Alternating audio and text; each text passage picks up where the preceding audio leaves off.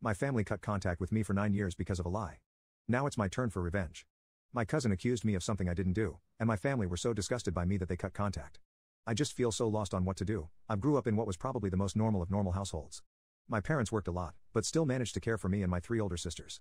We were never super close as a family, but never had any issues either. The same goes for my extended family. They always lived a few hours away, but we saw each other during summer holidays or Christmas and always got along great. But when we got older, we naturally grew apart as everyone had their own lives. I'm 31 now.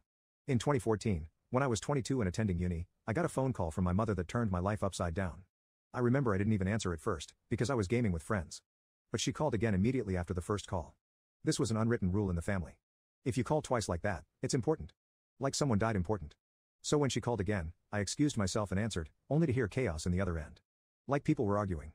But when my mom realized I had answered, it sounded like she went to another room and closed the door. I just asked what was going on and I heard she was crying. My memory of this conversation is a bit blurry, but she basically asked me if I had something to confess to regarding Eve. Eve is my cousin on my mom's side and is 7 years younger than me, 15 at the time. At that point, I hadn't even seen Eve for several years. I just said no and asked what this is about. She just cried even harder and started accusing me of sexually assaulting Eve back when we were children. That Eve had told everything to my sister, and that my sister told my mother and my aunt. Eve had told them that back when she was 9, and I 16, she'd been playing in my room when I came in and started feeling her under her clothes and kissing her. My mother screamed at me to say something, but I couldn't even speak. It was all so absurd. I remember thinking that must be some bad joke. The last thing I remember saying was that it's not true and that Eve is lying. But then my mom goes on saying that Eve gave such a detailed description of where and how. Then she kept asking something like, "Did you do this?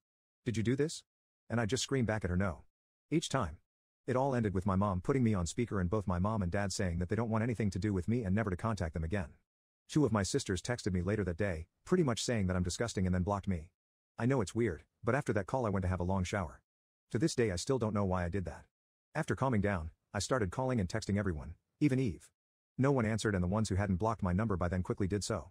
The only thing I heard back was from my father who texted me to stop contacting them and that they need to heal. That was 9 years ago and I haven't spoken to anyone in my family since that day.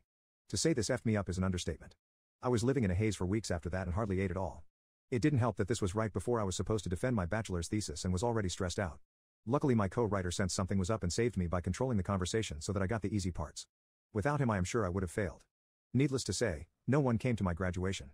Then started the worst period of my life. I spent the first year expecting the cops to knock on my door and arresting me for sexual abuse. I didn't land any jobs, just living off my saved money. I drank a lot and did oxy. I also grew resentful and violent. The only reason I didn't hurt anyone is because no one was around. My neighbor called the cops on me once after I had smashed a glass. But I managed to convince the officers that I had just dropped it, and they went away since there were no others inside my apartment. Instead of sleeping, I spent my nights planning how I could hurt Eve and make sure no one ever found out. Even thinking how I could actually do the things she'd accused me of, but much worse. I know, I'm not proud of that. I landed my first real job in my field in late 2015. Only then did things start to improve. I focused all my time on my job, as it gave me something normal to do. Recovery was a slow process, but I drank less, sober now for 4+ years, and smiled more. I lived cheap and earned good money, so I made a point of buying myself a nice gift for my birthdays, a VR headset, a motorcycle, Lego etc. And last year I moved from my shitty apartment and bought a small house.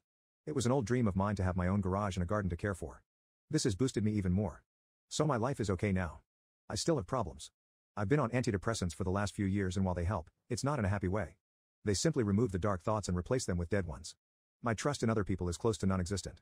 I've tried dating, but only been on 2 dates with 2 different women. It's really hard to speak like a normal person when it comes down to it. And what would I tell a potential partner when she asked about my family? Oh, you know, they accused me of a heinous crime and we're not talking anymore. But I didn't do it, I swear. My field is very male-dominated, so the only woman I really speak to is my therapist, who I like a lot. If this text was difficult to follow, I apologize.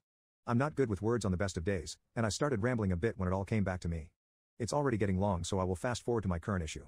A few days ago, I received a text from my mother. It felt unreal and I was scared to open it at first, so I just stared at the notification.